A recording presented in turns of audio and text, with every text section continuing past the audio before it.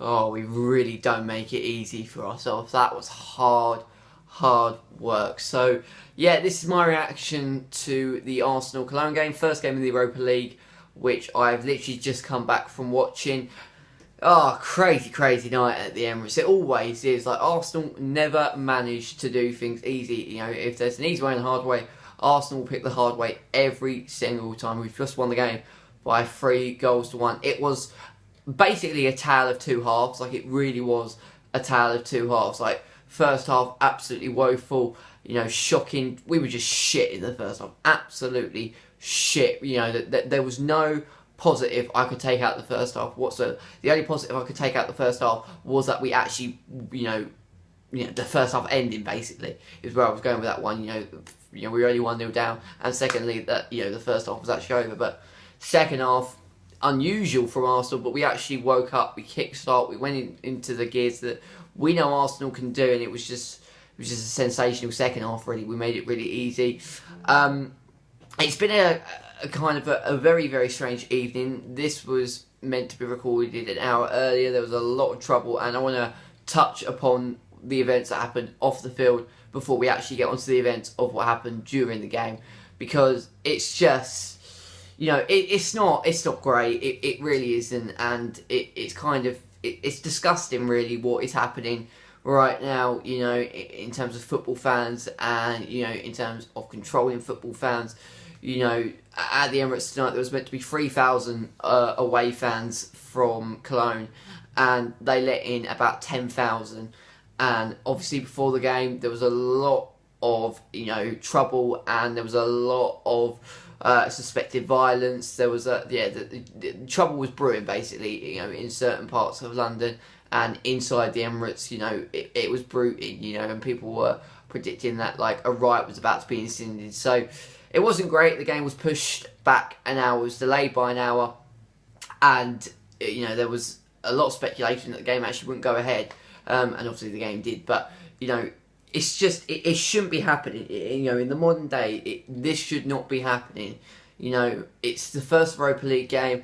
Obviously, Cologne are absolutely buzzing. You know, it's the first time they've been in Europe for a very long time. You know, they're on cloud 9, and obviously they're going to be very excited. Emotions run high, but, you know, crowd control has got to be on point at football games, because, you know, all of these, you know, these events happen, all of this trouble escalates, and people only care if someone gets, you know, killed. Someone has to lose their life for, you know, UEFA to actually, you know, stand up and kind of, you know, actually clamp down and do something about this. And luckily no one, you know, was hurt tonight, from what I know of anyway. But, you know, they were, you know, flares were being let off at the Emirates, and it's just absolutely, you know, it's disgraceful. It's an absolutely disgusting, and it shouldn't be happening in the modern day, and we really need to clamp down there. Arsenal did not handle the situation at all well, and, you know, obviously crowd control has got to be, you know, knuckled down, and it's got to be kind of, you know, crowd control has got to be eliminated, and it's got to be safe before the game can proceed. But it just should be happening. You know, the game didn't kick off till 9:05. You know, a lot of the Arsenal fans have missed, you know, their trains, or they need to find out when the last train is. And it's just, you know, a problem that shouldn't be there in the first place. You know, it was a problem that was made apparent by, you know, Cologne fans, Arsenal fans fighting back. And, you know, football should never ever get to a point like hooliganism should only, you know, survive and breathe in films. It should never ever happen in real life, and it does. And it's absolutely disgusting. But I'm getting away from the point. You know, it's a bit of a downer. You know, lots of fans that went to tonight's game, you know, are sensible. They've actually got some brains. They know how to behave at a football match. And then there's, you know, some others who, you know, choose not to behave in that way, and, you know, they're just ruining the game for everybody else. So, you know, hopefully they can clamp down on that. But the game was delayed by an hour. It did kick off at 9:05, and now let's actually get into talking about the game. You know, we look at the team, and I was actually very happy with the team. The only change I would have made is, instead of having Alex Iwobi in midfield, I would have had Jack Wilshere. But I do understand why Arsene Wenger kind of put Iwobi instead of Jack Wilshere, because obviously Jack Wilshere is still returning to full fitness, playing him for the whole 90. It's risky. You know, if he goes and damages his ligaments, or, you know, gets another injury and is put back for another year, that's another season wiped out. You know, you want to integrate him slowly. So I understand why, you know, playing Iwobi instead of Jack Wilshere. I get that.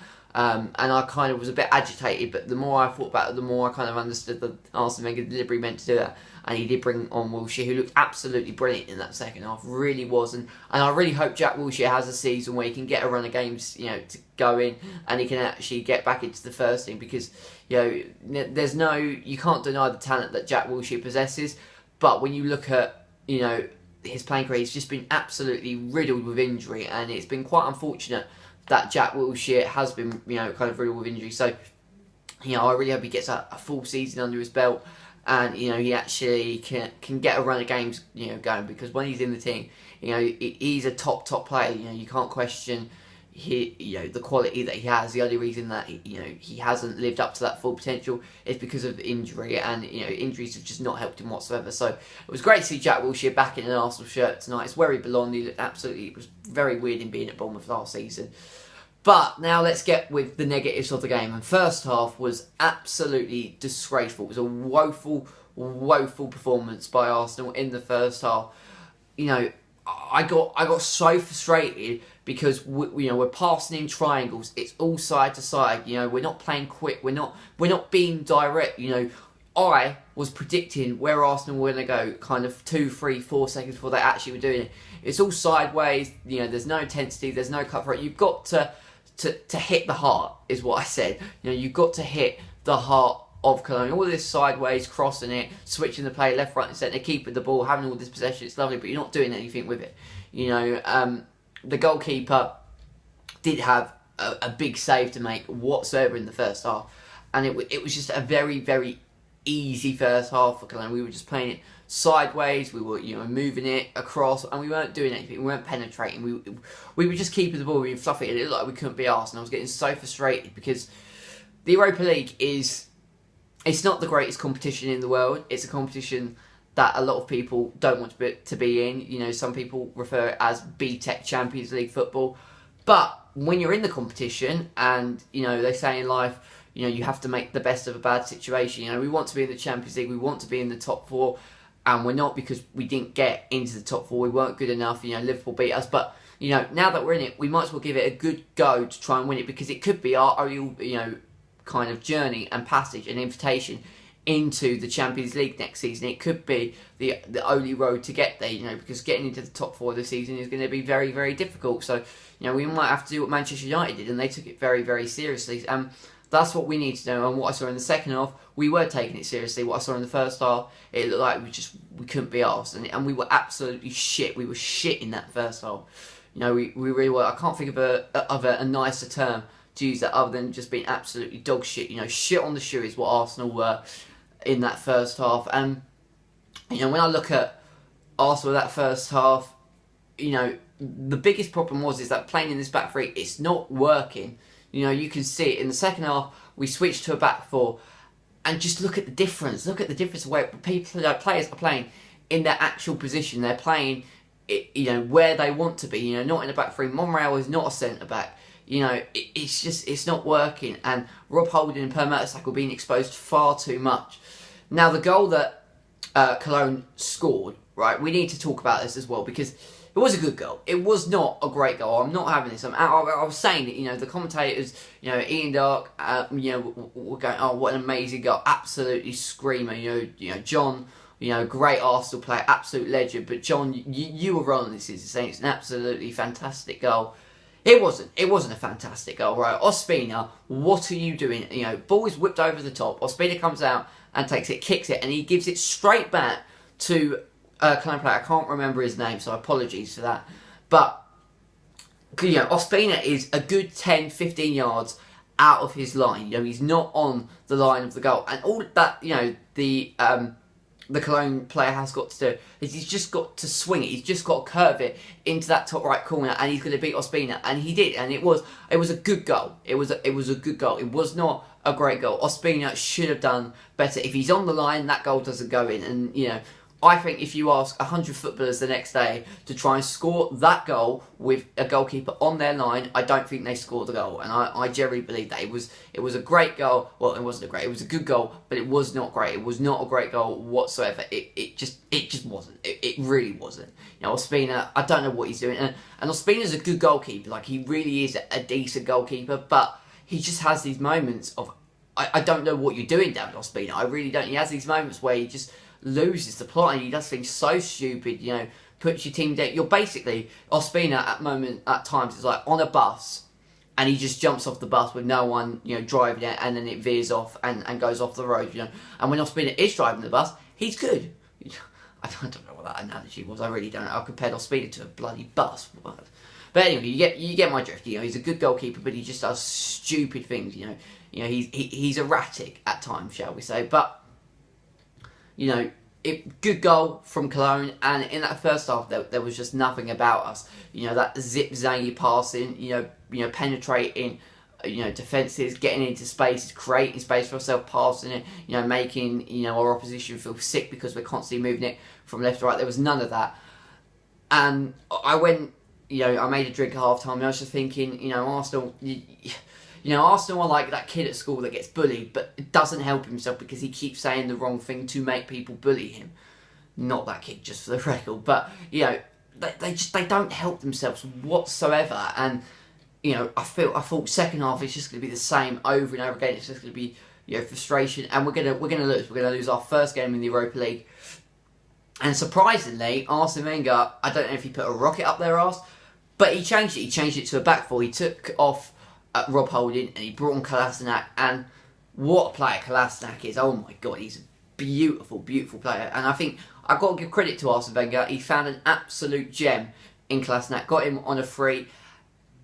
And his first touch, he scores a volley. You know, great ball that is whipped through. Walcott actually times his run because he kept getting offside on 5-6 occasions. He constantly was not holding his line and he kept getting into positions, but he was always offside. But he actually timed his run perfectly. The ball had a little bit too much fizz on it.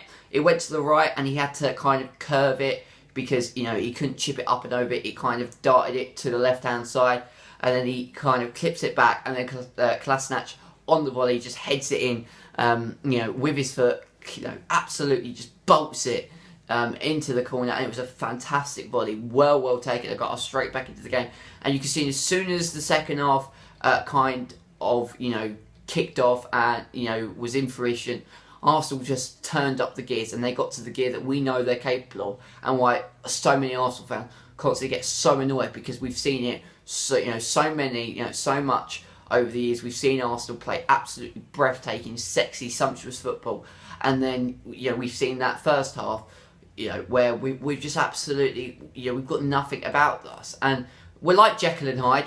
You know, one half absolutely, you know, awful, you know, just pathetic, and then another half sumptuous. And you know, Jekyll and Hyde, he has two personalities, and that is really Arsenal. We have two Arsenals. We have the brilliant Arsenal and the Arsenal that we know we're capable of, and then the Arsenal which we've seen many times. Just you know, they don't just lose, but they don't show like they actually care. And that is unforgivable in football. But luckily in the second half, they kicked up. Kolasinac scores an absolutely brilliant volley. And then we have the goal of the night. Much better than Cologne's goal. Absolutely, you know, 5 times better. Sanchez.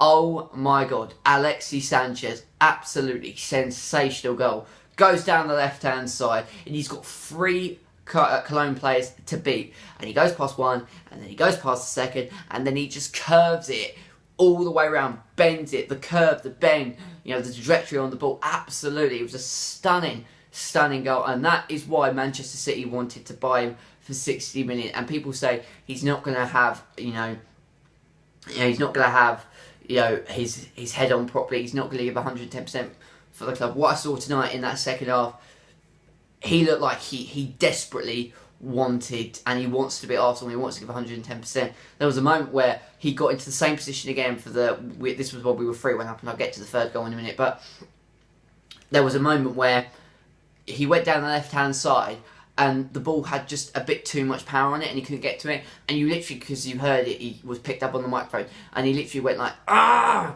Like he was so mad, so angry that he got onto the ball. And that shows to me that is a player that he might not want to be at Arsenal anymore, but he's going to put in every ounce to try and help the team. And, that is what Sanchez does. He's absolutely top-class player. And, I was thinking, maybe if we don't, Sanchez doesn't want to play for us, let's get Lamar in.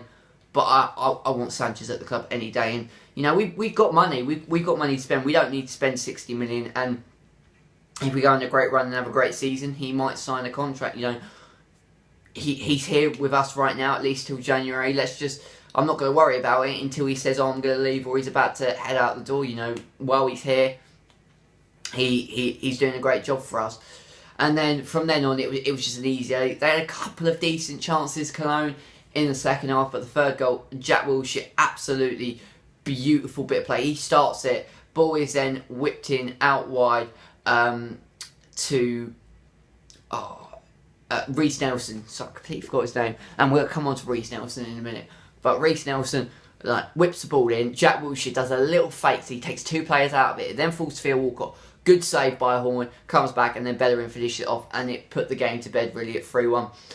And Reece Nelson, I want to touch on because he looks to be a very, very good player. You know, it was great that Arsene Wenger gave him 10, 12 minutes to kind of get into the first team. You know, he's 17. You know, I'm older than Reece Nelson, and he's just made his European debut for Arsenal. Absolutely crazy, but it was great to see him go out on the field, and he's a goal scorer, and I think he's going to grow up to be a fantastic goal scorer.